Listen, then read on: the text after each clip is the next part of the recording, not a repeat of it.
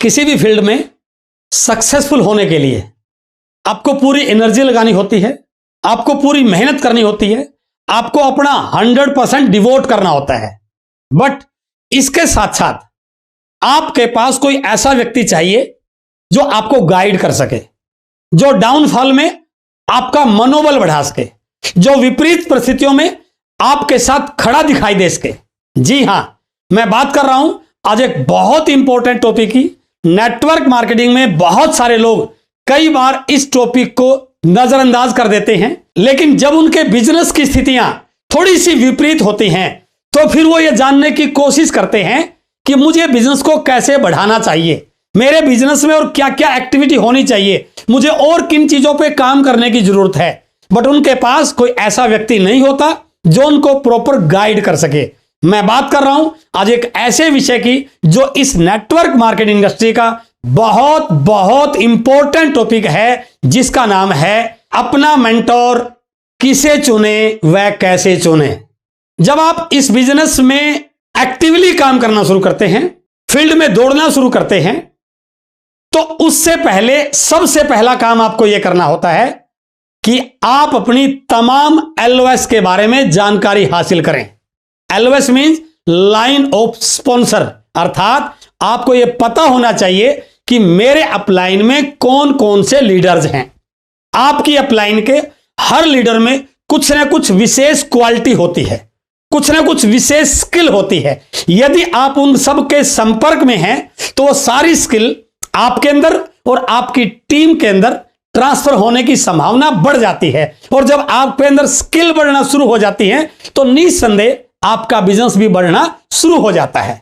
आप काम करते हैं, अपलाइन के संपर्क में रह के काम करते हैं तो आपका बिजनेस बढ़ना शुरू होता है। लेकिन इस बिजनेस की एक खास बात और है कि जैसे जैसे आपका बिजनेस बढ़ता है, आपका नेटवर्क बढ़ता है, आपका एरिया बढ़ता है, आपका वॉल्यूम बढ़ता है, कुछ इंटरनल चैलेंज भी आपकी टीम में बढ़ने शुरू हो जाते हैं।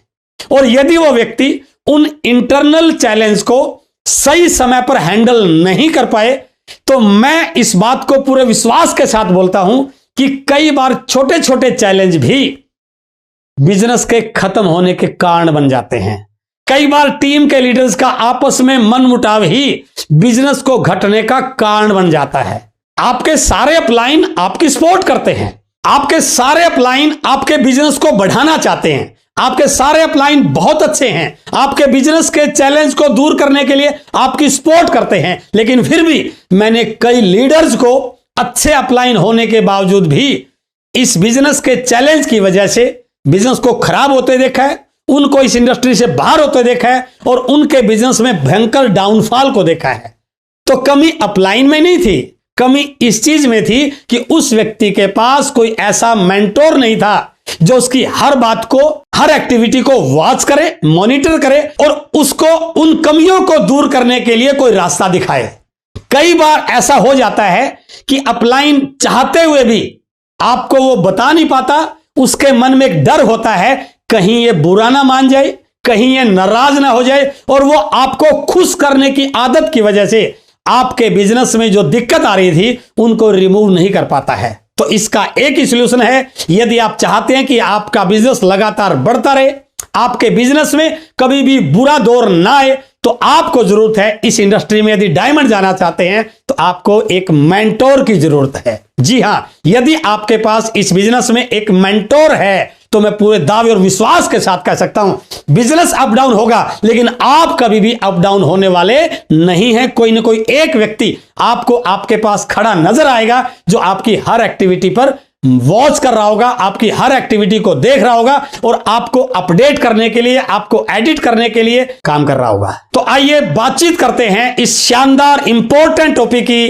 अपना मेंटोर किसे चुने व कैसे चुने।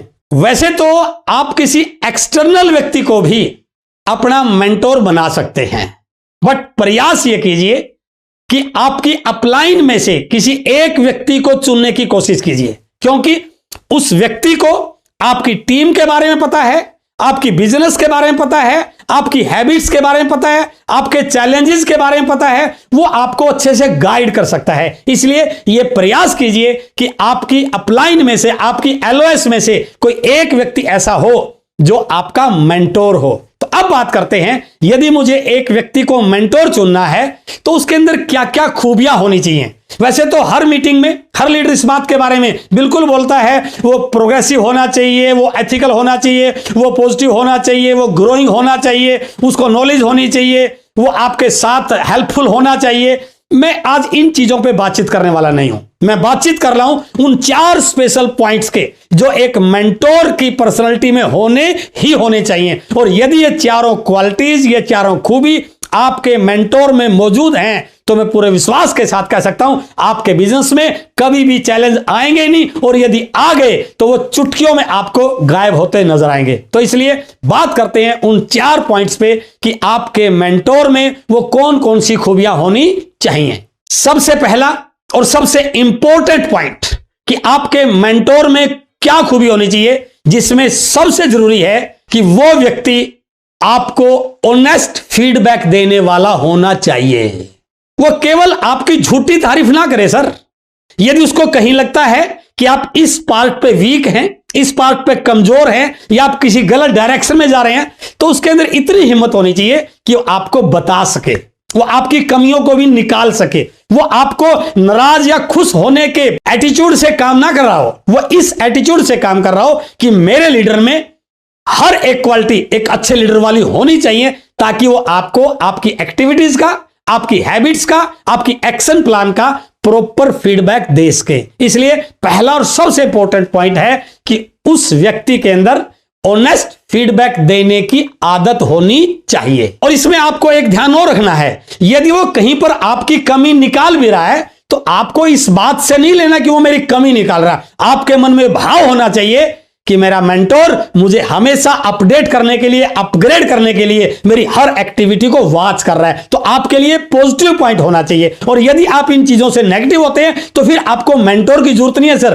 फिर आप जैसे मर्जी लग रहे हैं वैसे लगे रहिए। इसलिए पहला पॉइंट बहुत इंपॉर्टेंट है कि आपका मेंटोर आपको समय समय पर प्रॉपर गाइड करता रहे।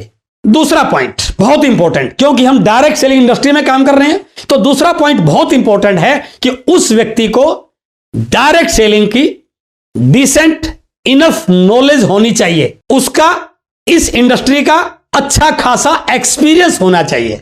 क्योंकि आपको इस इंडस्ट्री में डायमंड जाना है और उस व्यक्ति के पास उस प्रकार की नॉलेज नहीं है, उस प्रकार के डाटाज नहीं है, उस प्रकार के आंकड़े नहीं है, उस प्रकार का विजन नहीं है, उस प्रकार की बिजनेस की इंफॉर्मेशन नहीं है, तो वो आपको प्रॉपर गाइड नहीं कर पाएगा। तो इसलिए आपको अपना मेंटोर चुनते समय इस बात को ध्यान रखना है कि वो लर्निंग एटीट्यूड वाला व्यक्ति हो, जिसको इस बिजनेस की हर एक बारीकियों का पता होना चाहिए, जिसको इस बिजनेस के बहुत दूर तक के रिजल्ट्स के बारे में मालूम होना चाहिए, जो हमेशा अपने आप को अपडेट करता रहना चाहिए। इसलिए यदि आप ऐसे व्यक्ति को अपना मेंटोर चुनते हैं जिसके पास इस इंडस्ट्री का अच्छा एक्सपीरियंस है, उसने इस इंडस्ट्री के हाइज एंड लोज देख रखे हों, अप्स एंड डाउन से वो प्रभावित होने वाला नहीं हो, अलग अलग लोगों से कैसे इंटरेक्ट करें इसकी जानकारी उसके पास होनी चाहिए, इस बिजनेस को बिल्ड करने की स्किल्स उसके अंदर होनी चाहिए, ताकि आपको यदि किसी पॉइंट पे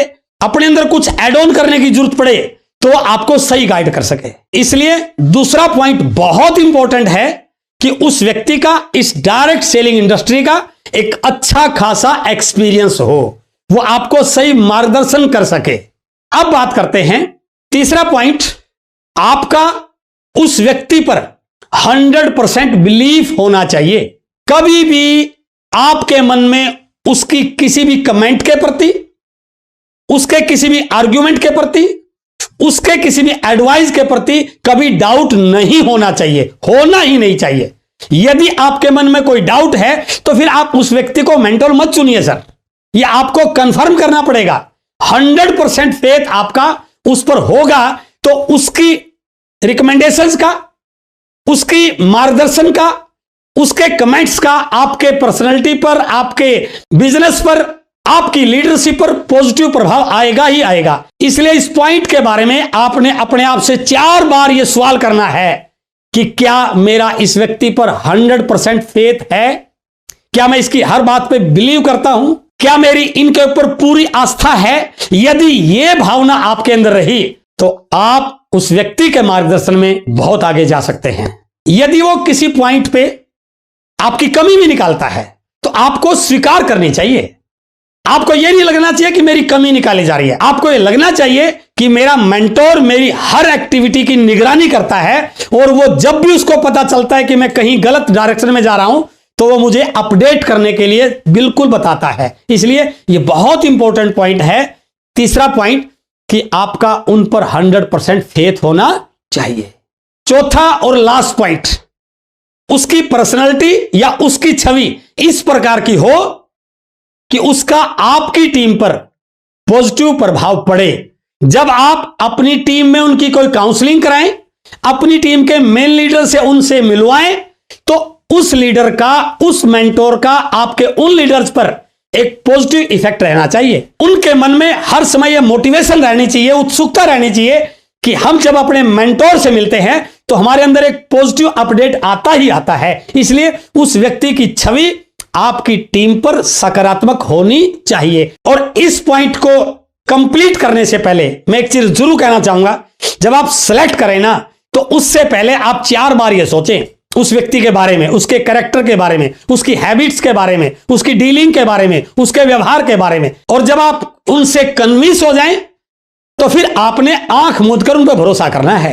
यदि आपको ये कहें कि आपको 10 फीट ऊपर से नीचे छलांग लगानी है तो आपके मन में कभी यह नहीं होना चाहिए कि मैं ऊपर से गिर गया। तो आपके मन में यह विश्वास होना चाहिए, यदि मेरे मेंटोर ने मुझे 10 फीट ऊंचाई से कूदने के लिए बोला है ना तो उसने जरूर मेरे लिए नीचे सेफ्टी नेट लगा रखा होगा। उस प्रकार का विश्वास आपका होना चाहिए। और यदि यह विश्वास आपका हो गया तो आपकी टीम पर आपके मेंटोर का एक ग्रोइंग और पॉजिटिव प्रभाव आएगा ही आएगा। इसलिए आज का वीडियो आपके इस इंडस्ट्री में आगे बढ़ने के लिए, आपकी टीम के ग्रो होने के लिए बहुत बहुत इंपॉर्टेंट है। और लास्ट में फिर मैं कहना चाहूंगा, जब तक किसी व्यक्ति का इस इंडस्ट्री में कोई मेंटोर नहीं होता तब तक वह व्यक्ति इस बिजनेस में बहुत बड़ा हो ही नहीं सकता। इसलिए इस वीडियो को अपनी टीम के साथ शेयर कीजिए। बहुत बहुत धन्यवाद। Thank you very much.